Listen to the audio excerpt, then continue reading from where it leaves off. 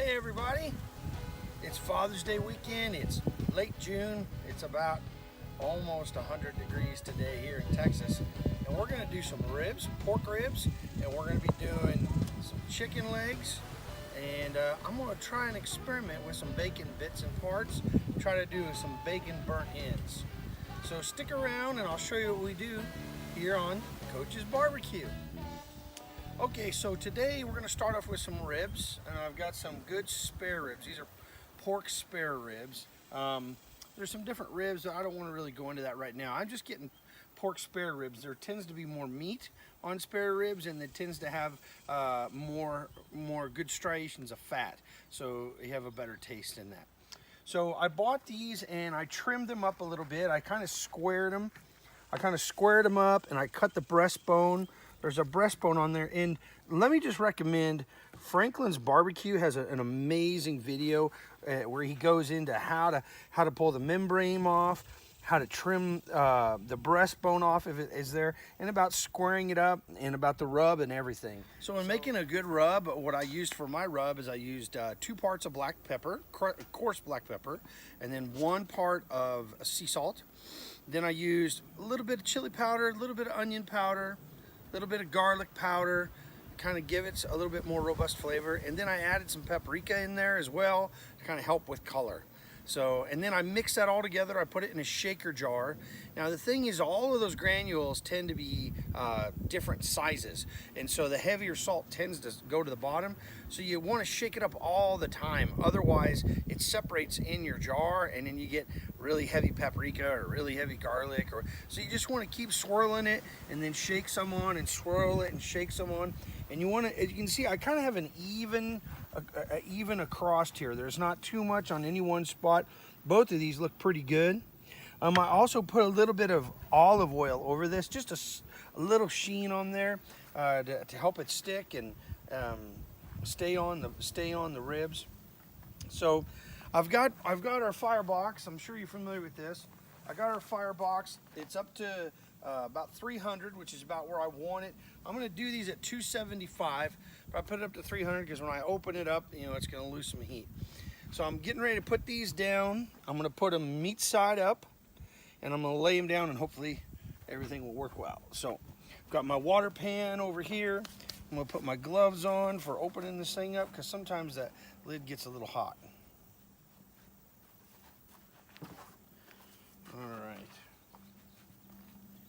So I'm going to open this up, and as some of you knew, some of you might not know if this is the first time you've seen it. This is a indirect smoker. It's a pit smoker that I've built.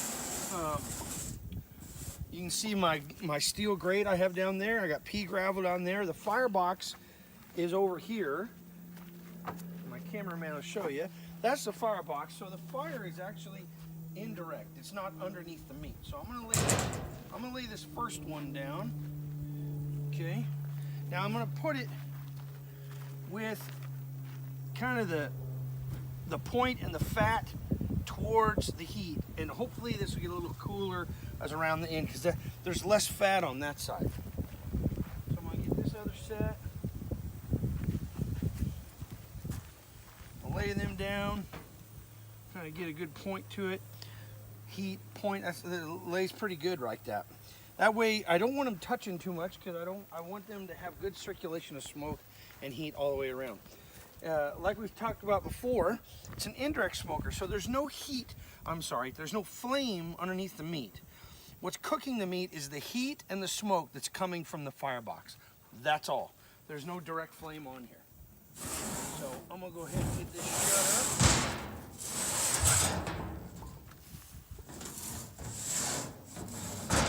All right. This one. Oh, and you know what I forgot? Got a great cameraman. Reminded me, I forgot my water pan. So you definitely want to have a water pan in there. There's not a ton of fat on spare ribs, and when you're cooking them hot, that's pretty hot. 275, that's pretty warm. So you definitely want to make sure that you have a water pan in there with some water that will keep them moist. So I'll let you get a bird's eye view of that. You can get down in there and you can see how I have those laying in, water pan. This is a thermal sensor. I've got one on this side and one on the other side. I'll show you that in a second. That comes out to my thermometer, which is a great little thermometer. It's a remote thermometer right here. I love it. I've talked about it before. It has 2 probes that go in there, so you can put the probes in the meat or you can put them in the chamber. I prefer the chamber, so it tells me what's going on. I've got one on the front, one on the back. Kind of gives me a range of where my meat's going to be. So, got those set, got my fire running. We'll check back in a little bit and see how she's doing. Hang in there and I'll see you in a minute. Okay, it's been about 2 hours, maybe 2.5 hours. It's time to check on the ribs and see what the color they are. So I'm going to be checking on the color and seeing where we're at.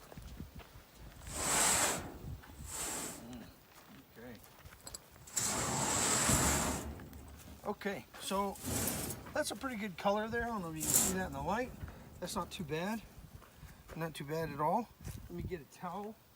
My fingers are not as strong as some guys.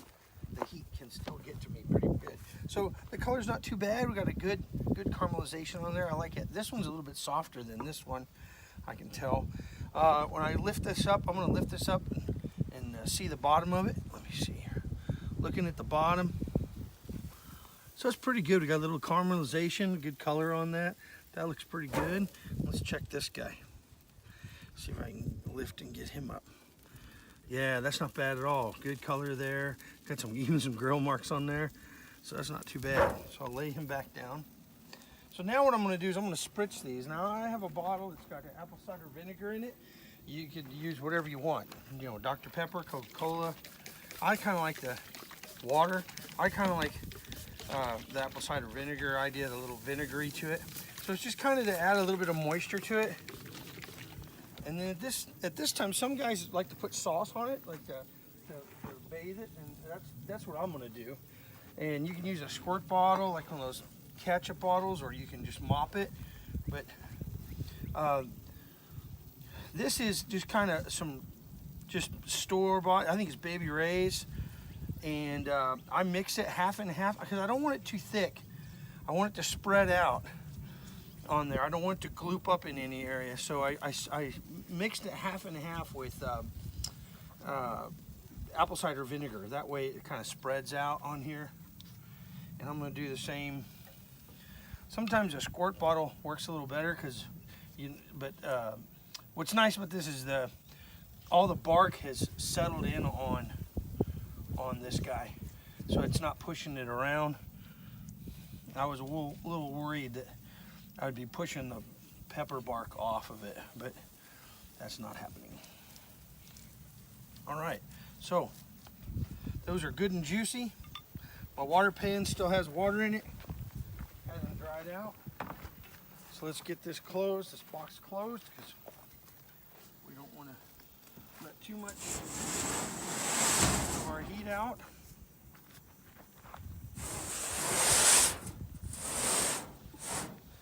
All right, and I'm gonna let that set for about 10-15 minutes, let it kind of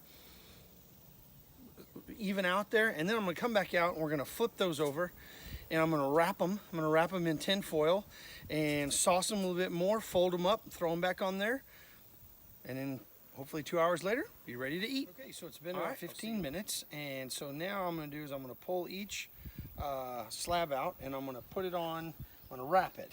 So I'm gonna set it down here and get that prepped. Before I do that, I'd like to put a little sauce down. I'm gonna put some sauce down on this.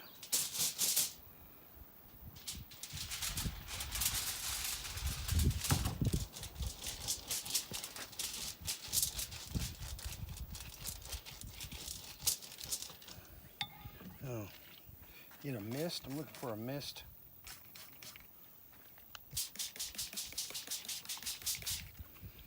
Okay, so let's get the first one off.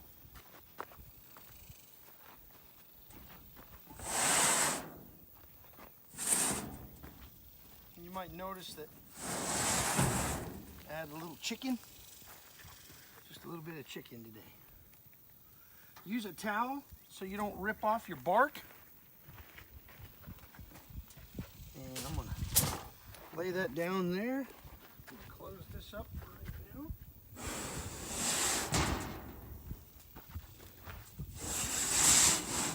So we don't lose a lot of heat. All right. So it's not looking too bad. I'm gonna put a little sauce on this side. Some guys don't do that, but I got plenty of sauce left over. So I'm gonna put some on this side.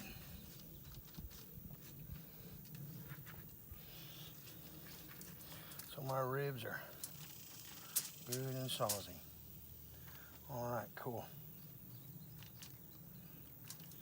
All my bones are intact. All right, let's see if we can get this folded up.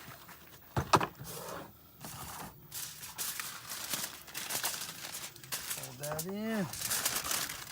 Hold that in. Hold this guy. I might not have foil big enough. And this way, yeah, I don't. So I'm gonna have to make another piece. Just a shorty.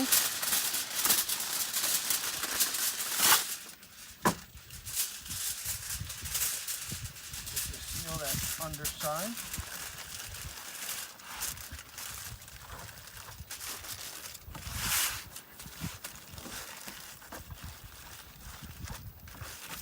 All right. So there we go. All right. So I'm going to repeat that process for the next one and put her back on there for another 2 hours, and then hopefully be good to eat. See you in a bit. So everybody, it's that time.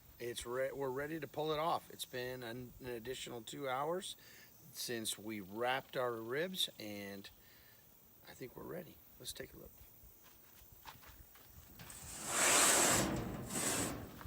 So we've been cooking these for a total of about 4.5 hours at about 275-ish is what we're averaging.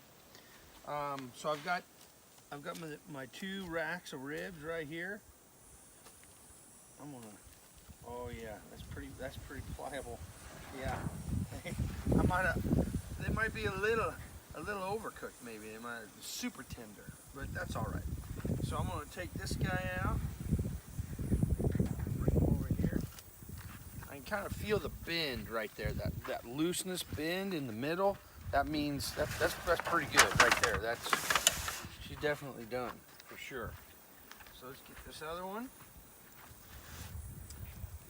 Oh, right there again. Whoa, yeah, that's really floppy.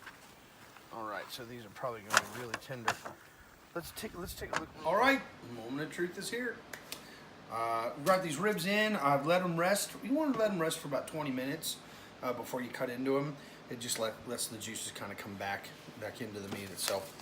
So let's get this guy over. Oh, look at that rib meat.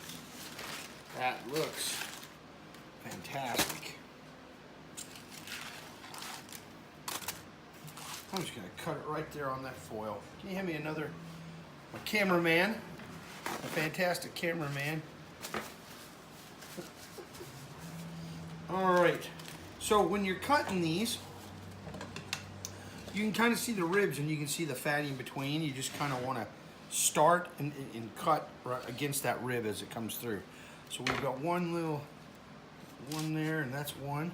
So I just kind of follow the rib right there.